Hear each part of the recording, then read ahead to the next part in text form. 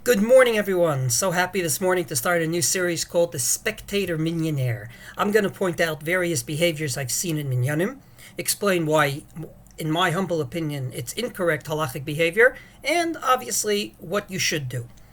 So let's begin with something I saw last week. A chazan said the words Baruch atah Hashem Ga'al Yisrael in the morning, and in place of starting his silent AMIDAH, his phone buzzed, so he looked at his phone, made sure that, I guess it wasn't an emergency or not something he has to look at that moment, put back his phone, and then began the silent AMIDAH.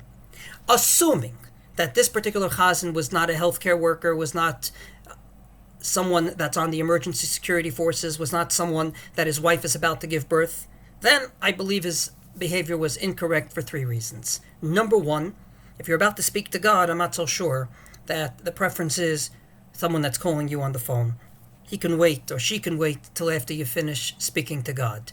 Number two, there is an obligation in the morning to somech gאולה לתפלה, which means that the minute you say Ga'al Yisrael, you start your silent AMIDAH. The 3 steps back and forward should be taken prior to saying those words. And therefore, it's wrong that once you say Ga'al Yisrael, you make a hefsek, an interruption, and you look at your phone or you do other things before the silent AMIDAH, as you should.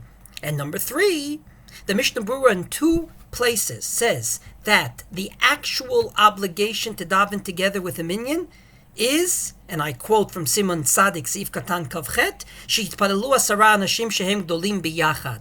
Davening the silent AMIDAH together at the same time. And just in case you think, well, same time, a few seconds off, in another place, and that is Samech Vav Seif Katan Lamed Hey, he says, ראוי להתחיל תפלת י"ח עם השץ והקהל בשווה, starting at the same time with everyone else. And therefore this particular chazan, in my opinion, did something incorrect. A, his phone was preferenced over God. Number 2, he did not somech gאולה לתפלה.